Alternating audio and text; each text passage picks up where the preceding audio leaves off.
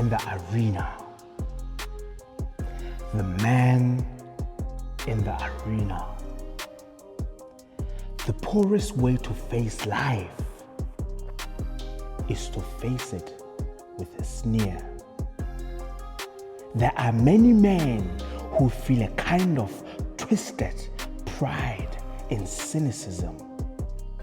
There are many who confine themselves to criticism of the way others do what they themselves dare not even attempt. There is no more unhealthy being, no man less worthy of respect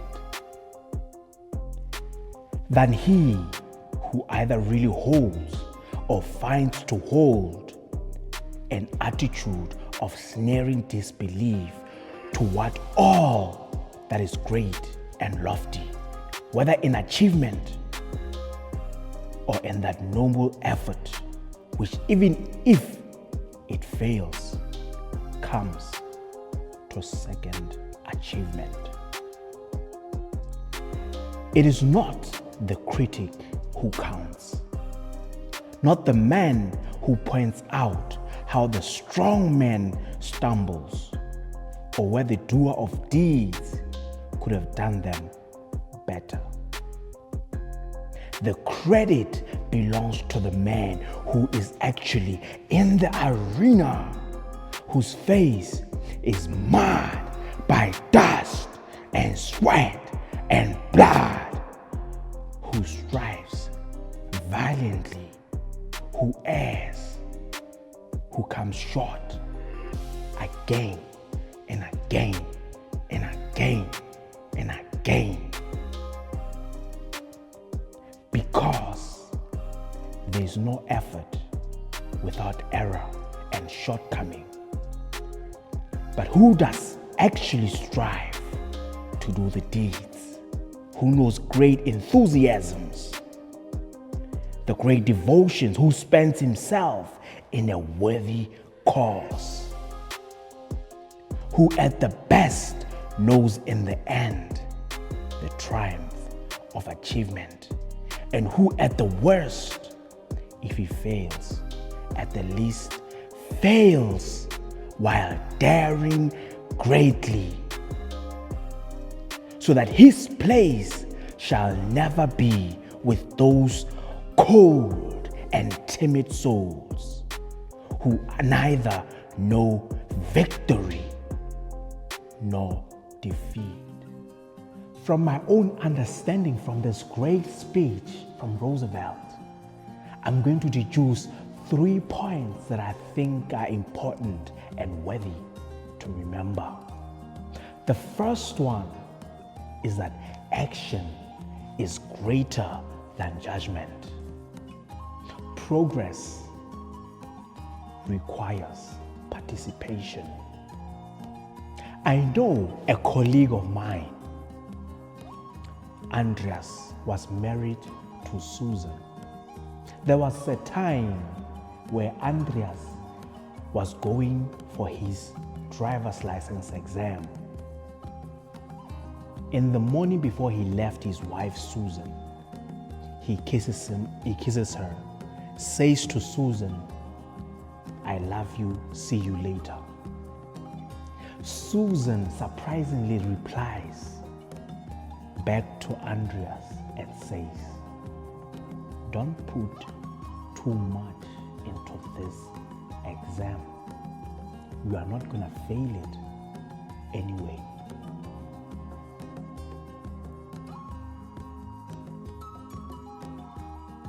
Andreas was startled, didn't know what to think, didn't know what to say back. He went to his driver's license. Eventually, he passed the driver's license. Many years later, Andreas wanted to start a music business, wanted to sell records, CDs. His wife begs him, says, "Andreas, you are going to fail. You are going to get us into debt. Don't try to do it. Andres didn't listen. Andres became successful, hired more than 100 employees.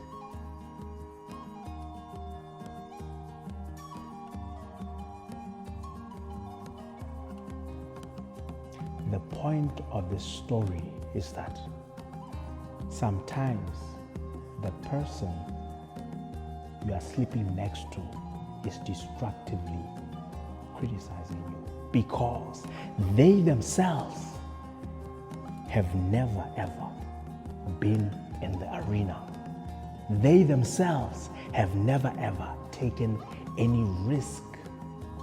They themselves have never ever participated into becoming anything. They themselves have never pushed themselves out of their comfort zones. The point is, you may be living with someone in your home who, because of their own insecurities, because of their own self-doubt, are telling you, don't push yourself out of your comfort zone. Don't go out of your own way. Don't go for that big goal. Do you have someone in your life that is a Susan to you? Do you have someone who's consistently telling you that you shouldn't go after the dreams, aspirations that God has put inside of you? My only plea with you is for you to be aware of the Susan in your life. Moving on to the second part. Failure is evidence of courage, not incompetence. The great Michael Jordan, he says the reason why he's a winner, the reason why he's mega successful is because of this simple reason. He missed more than 9,000 shots. He lost more than 300 games. He was trusted more than 26 times to take a game-winning shot. He missed. He failed again and again and again. And that is why he's a winner. That is why he was mega successful. The question that I have for you today: are you gonna have the courage to get out of your comfort zone and put yourself in a position where you are constantly failing, you are constantly falling down, you are constantly getting yourself up again and again and again? Are you someone who's ready to increase his failure rate, learning rate? Are you someone who is ready to go down into the burning building knowing you are going to fail, knowing that from that experience you are going to extract priceless wisdom? Are you ready to be a type of person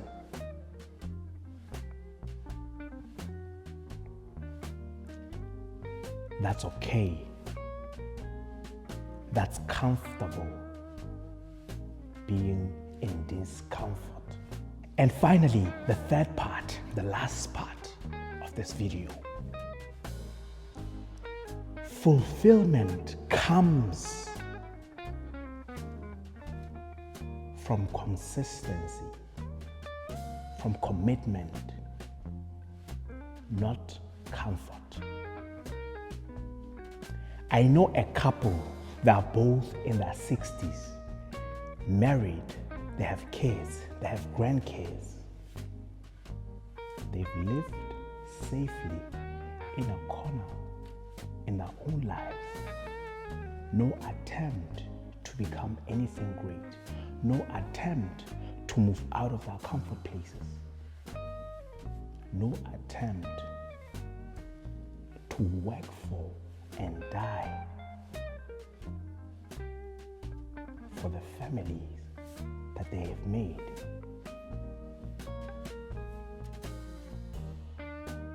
One scenario that I remember from this family is that the grandchildren got an opportunity to do something in their own lives. Now, because the grandparents, this couple, have never attempted anything, they have never strived for anything, they've never wanted to become anything in their lives.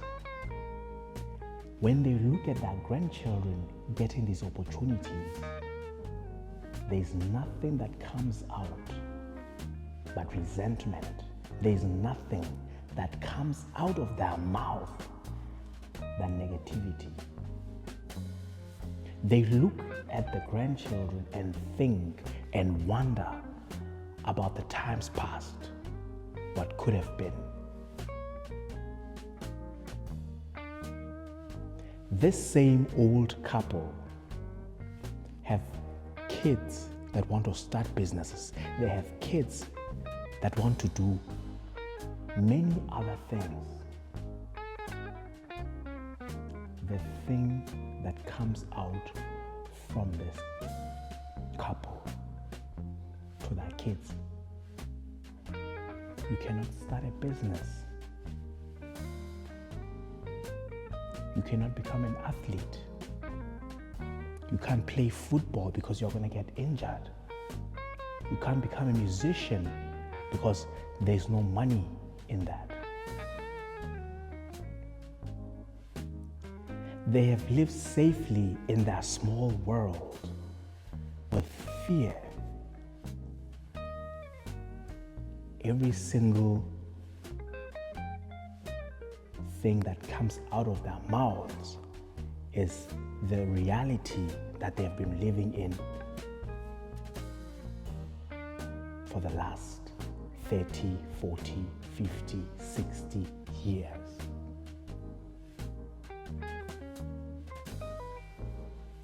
The question that I have for you now: do you want to become a 60-year-old person who's filled with resentment, with regret of what could have been? You become jealous of your own grandchildren when they get opportunities to become something more than what you did with your own life, the opportunity that you have been given. Do you want to be cold and timid like this couple? There's a saying that whenever you squeeze an orange juice comes out.